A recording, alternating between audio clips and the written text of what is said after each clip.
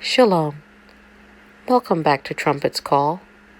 I pray that you're blessed this morning, this evening, or this afternoon, or whenever you happen to be tuning in to this video. We will be continuing our series in Isaiah, called Our Studies in Isaiah. We are on Isaiah 49, and we're focusing on verses 6 through 13. So we will be exploring those verses and allowing the Most High to speak to us through them. So let's get started for today. And he said, "It is a light thing that thou shouldest be my servant, to raise up the tribes of Jacob, or Israel, or Yasharal, and to restore the preserved of Israel, or Yasharal. I will also give thee for a light to the Gentiles, the Goy, or Goyim, that thou mayest be my salvation unto the end of the earth." Just who are these people who are being referred to here? Just who are these Gentiles to whom promises have been made? The kingdom of Israel was comprised of the 12 sons of Israel. Joseph is not listed, but his two sons, Ephraim and Manasseh, are listed, and they are half-tribes, the half-tribe of Ephraim and the half-tribe of Manasseh. And after being delivered from a great deliverance from Egypt, the kingdom of Israel was formed. The 12 sons of Jacob went into the land of Canaan and fought by the mighty power of the Most High Yah, and they were given land, and they lived and they thrived. And the kingdom reached its zenith through David, who fought his enemies all around through the power of the Most High, and gained peace in his generations, and passed that peace on to Solomon. Well, Solomon didn't live as righteously as his father had, and married many women, 1,000 wives, 700 wives, 300 concubines, and began to worship their gods. And so there was a lack of peace in the kingdom. And so the Most High was, of course, grieved at this man who had prayed for wisdom and had been blessed with wisdom, who was now worshiping these false gods and creating Asherah poles and creating high places in honor of these false deities. So the father said, "I'm going to wrench the kingdom away from you, but I won't do it in your generation. I will do it when you've passed on, as an honor to your father, David, the man after my own heart." So after Solomon died, the kingdom was split into two kingdoms, for the northern kingdom and the southern kingdom. The southern kingdom was comprised of Judah, Benjamin, and Levi, and the northern kingdom, called the House of Israel, comprised of Ephraim, Gad, Naphtali, Manasseh, Reuben, Asher, Simeon, Zebulun, and Issachar. So these now are two separate nations, two separate kingdoms. The Most High deals with them in a separate way because they are no longer one. Instead of being one stick in his hand, they are now two sticks, separate and distinct. They are no longer one. So in the process of time, the northern tribes ended up going into captivity. They were conquered by the Assyrians due to sin. They were conquered by the Assyrians, they were conquered by the Babylonians, the Medo-Persians, and eventually they ended up in the Greek captivity. So when our people sin, we get taken captive. And so this happened to the northern tribe as well as the southern tribe. And so whenever our people would go into captivity, we would be taken to live amongst these different groups that would take us captive. And there would be intermarrying happening. There would be an assumption of the culture that was happening in those times. So our people assumed the Assyrian culture, the Babylonian culture, the Medo-Persian culture, and the Greek culture. And as you can see from this map, that there are many nations in Asia, in the Isles, what the scriptures called the Isles. And these are the places where you will find the nations that had come under Assyrian control, or Greek control, or Roman control, not Roman control, but Greek control, during the time of our northern kingdom's captivities. So these are the countries, and these are the regions as far south as Egypt, into Asia and the Isles, Rome, Sicily. All of these regions were the regions where the northern kingdoms would have been scattered, would have been taken captive, and would have come under the influence of the people living in those places. In yellow, you'll find all of the regions in which you would find the scattered northern tribes. In Rome and Sicily and Thessalonica, Philippi, Bithynia, Pontus, Cappadocia, Asia, the greater Asia, Galatia, Ephesus, Sicilia, Syria, on into Jerusalem, Arabia, and then of course into Egypt. So these are the regions where you would have found the northern kingdoms. And perhaps they could have, and most likely did, stray even farther away from these places. In the apocryphal books, there's a talk of the northern kingdom traveling to a place called Arsareth, where no man had traveled. It took them 1.5 years travel to get to this place. And they said that their goal was to go there so that they could worship the Father in this place in sincerity and truth, where they couldn't apparently do it where they were living before. So the northern tribe was spread far and wide.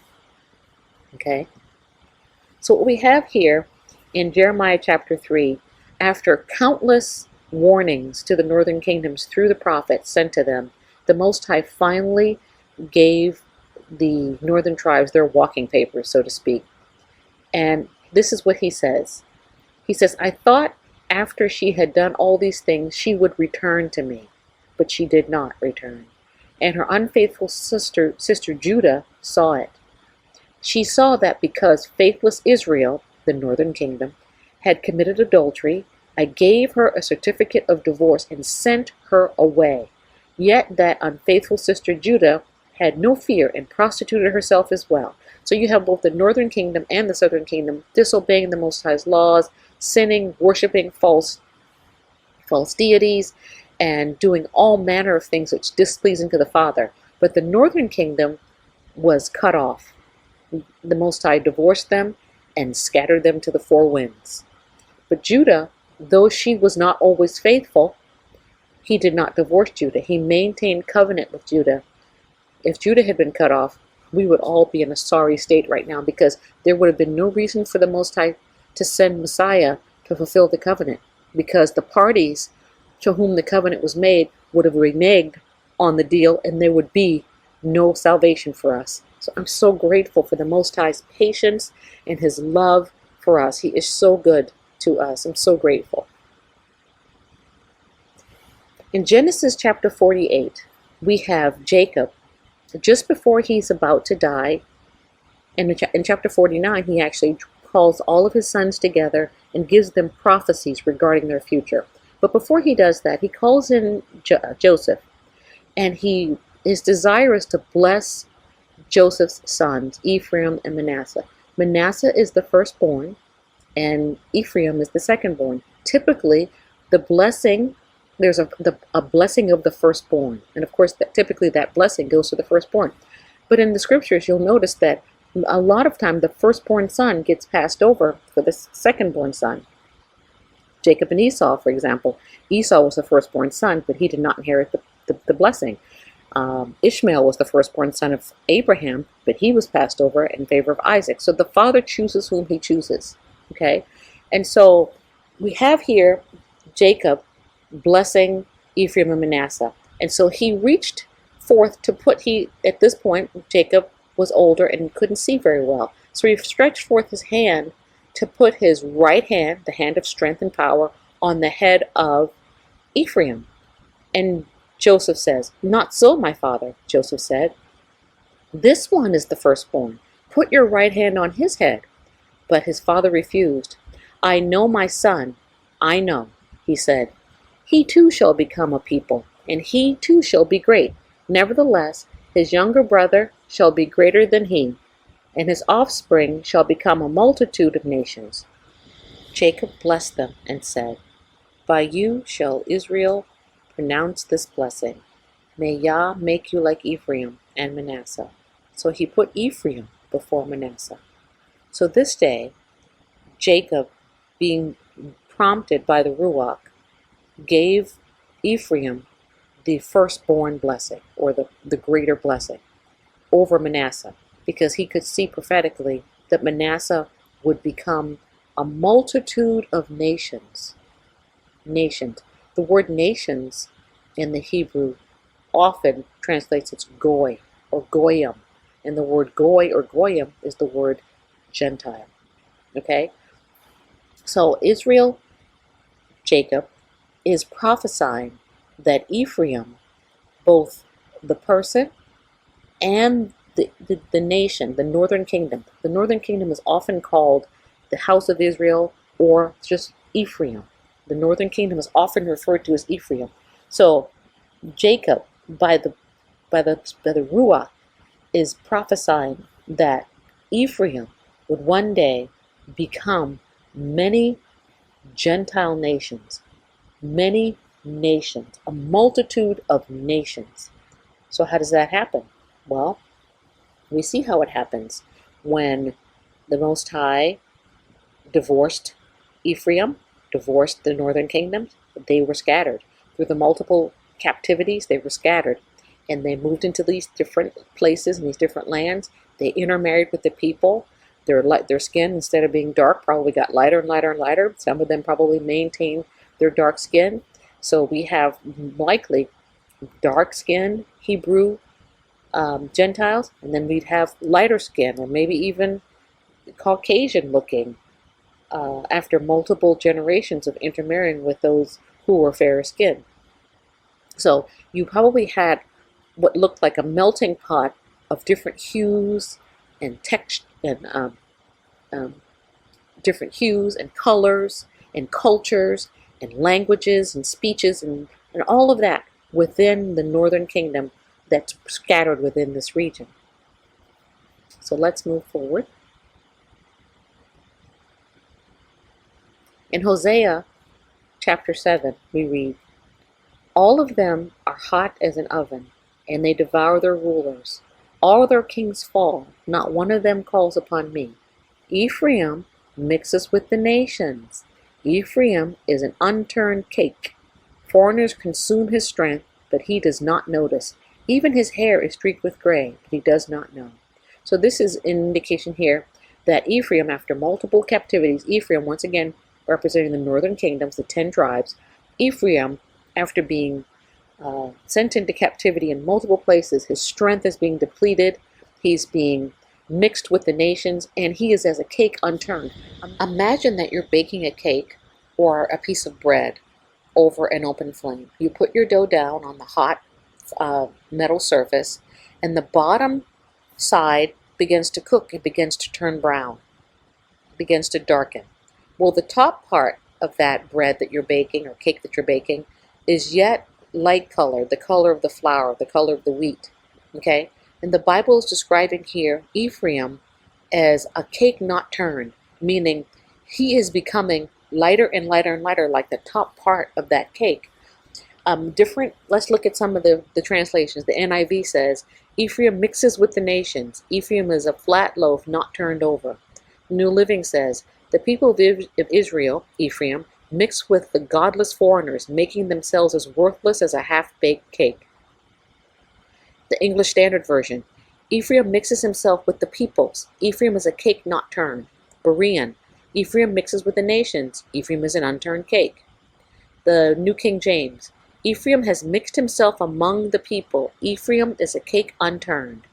And Ephraim, the NASB, 1995, Ephraim mixes himself with the nations. Ephraim has become a cake not turned. So the scriptures are telling us that Ephraim is becoming not only depleted in terms of his strength by being in these captivities and moving into these places and being taken advantage of by these countries that are placing him, the northern tribes, into captivity, but they're also mixing with the people in the area and becoming lighter and lighter and lighter. Okay? They're becoming Greek looking. They're becoming Spanish looking. They're becoming Italian looking. They're becoming perhaps even Asian looking. We don't know. We just know that they're changing because the scriptures indicate that in Hosea chapter 7. So what we have here are the 10 tribes. The 10 tribes who mixed themselves with the nations from the map that we just saw. Let's look at the map again. We have the tribes mixing themselves with the nations, with all of these nations. Okay? Do these nations look familiar? Rome, Corinth, Thessalonica, Philippi, Ephesus, Galatia, Cappadocia, Arabia? It looks familiar to me. It seems that Paul wrote letters from many of these locations. That Paul had a letter to the Romans, the Corinthians, the Galatians, the Ephesians, the Philippians, the Thessalonians. So, when Paul took up this mission to go and preach the good news or the Besorah to the Gentiles, did he go to Gentiles who had never had an interaction with Israel? Did he go to Gentiles who were from complete strangers to the covenants of promise, or who were wayward sheep away from the covenants of promise? Well, I submit to you today that Paul went to the scattered tribes of the northern kingdom. That is who Messiah sent him to. Messiah sent him to the scattered tribes of the northern kingdom.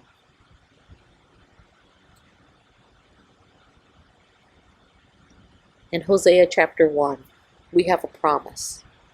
Chapter 1, verse 10. It says, at verse 9, and the Most High said, Name him Lo Ami, for you are not my people, and I am not your Elohim. Yet the number of the Israelites, northern kingdom, will be like the sand of the sea, which cannot be measured or counted, and it will happen in that very place where it was said to them, You are not my people, they shall be called the sons of the living God. So, this is a prophecy to a group of people who were told, You are not my people. The northern kingdom, divorced, were told by the Father, You are not my people. The prophecy says that at some point in the future, they would be called the sons of the living God. They will be called the sons of the living God when they receive the gospel, the Besorah, the good news that Paul and others had gone out to preach, to gather those lost sheep of the house of Israel that Messiah talked about, to gather them back home. So who are the Gentiles? The Gentiles are Hellenized Hebrews of the northern kingdom living in the various regions where Paul was sent to preach. Heavenly Father turned his attention from the southern kingdom who had rejected Messiah. The leadership had rejected Messiah. They were not handling the word of truth excellently. They were not handling the oracles that had been committed unto them excellently. They were liars and cheaters. They were doing things that were displeasing in the Father's sight. So the Father says, I'm going to turn my attention from the southern kingdom back to the northern kingdom, who were living as Gentiles, which means those are the nations, strangers, or foreigners. That's what the word means. And in the process of that, these Gentiles, these Hebrews, these Hellenized, Greek-speaking, multiple language-speaking Hebrews who were living amongst the different nations were living amongst the people. And the people that they were living amongst, who may have been true Gentiles, true strangers, who had never been introduced to the covenants of promise, had an opportunity to see the lives, see the change that was happening in these people and the Hellenized Hebrews' lives, and they received the gospel as well. So the gospel went far and wide within that region to the 12 tribes, to the 10 tribes now brought back, and also to those who had never heard of the Father, who had never heard of Messiah, and who were greedy and hungry for the wisdom and the salvation that he came to bring. So the Most High is so great and so powerful and so mighty and so wise. He took the 10 tribes and he scattered them. He broadcast them like a farmer broadcasts seeds. He spread them into the world and he said, I have cut you off, you are rejected, but he always had the intention of gathering them again because he promised Abraham, in you all nations of the earth will be blessed. I know that in the future you will have a great great great grandson, and his name will be Ephraim, and his name will be stamped on the northern kingdom. And the 12 tribes will go forth, 10 tribes will go forth, and they will scatter themselves among the Gentiles. And I'm going to gather them, and I'm going to bring them back into the fold. And I'm going to take away the gospel, the Basora, the kingdom from the southern tribe, and I'm going to give it to the Gentiles. I'm going to reinstate them. I'm going to reinstate the northern kingdom, and once again allow them to handle the oracles of the Most High. His ways are past finding out. He is so excellent and so beautiful in his perfection and in his holiness. And so we find in Ephesians chapter 2, verse 13 and 14. But now, in Mashiach, in Christ Yahushua, you who once were far away have been brought near through the blood of Messiah. For he himself is our peace, who has made the two one, and has torn down the dividing wall of hostility by abolishing in his flesh the law of commandments and decrees. He did this to create in himself one new man out of two, thus making peace. This is just brilliant. When the northern tribe and the southern tribe split, there was animosity. There was anger, there was animosity between the two. They split because they were angry with each other, because there was no peace between them. And what Paul is saying here is that the northern kingdom, living as Gentiles, and the southern kingdom, now cut off and is now sent into desolation. But through Messiah, there's peace between the two. Peace between the two kingdoms. They can now come together, one stick in Messiah's hand, and he can use them in a great and mighty way for his purposes. Right now, we don't see that in actuality. In the spirit realm, we've been made one as we come together in brotherhood through Messiah. We don't yet see in actuality the northern kingdom and the southern kingdom living together in harmony. I believe that many of those who have the genetics of those in the northern kingdom, some of them are white, some of them are black, some of them may be Asian, some of them may be Hispanic, some of them may be a multitude of different races.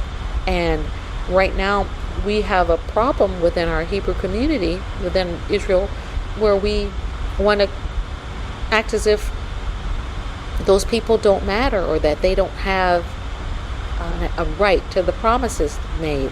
And these very people could be part of the 12 tribes of Israel. They could be part of the northern kingdom, and they may not even know. I've watched videos on YouTube many times where I see Europeans taking DNA tests, and their DNA comes back showing that they have sub-Saharan Africa DNA, and they go, how'd that get there? Where'd that come from? Could it be that that's the DNA from the region? Could it be that that's the DNA from the region where we lived, and that it's showing up in their DNA that they have the genetics of one of the 12 tribes, one of the 10 tribes who were scattered? I don't know. It could very well be. The Most High knows, but he knows who to gather. And also it bears noting that when the disciples were sent to gather the 10 tribes scattered, they were living amongst the Gentiles. And like I said before, many of them had, intermarried with the people of the region, and their skin color had changed. Maybe they were fair-skinned, or maybe they were white-looking. At no point did the Most High reject them because their skin was white or maybe lighter color, because he knew who belonged to him. In slavery days, there was this one-drop rule. If you had one drop of black blood, according to the people who come up with such rules, if you had one drop of black blood, that made you black.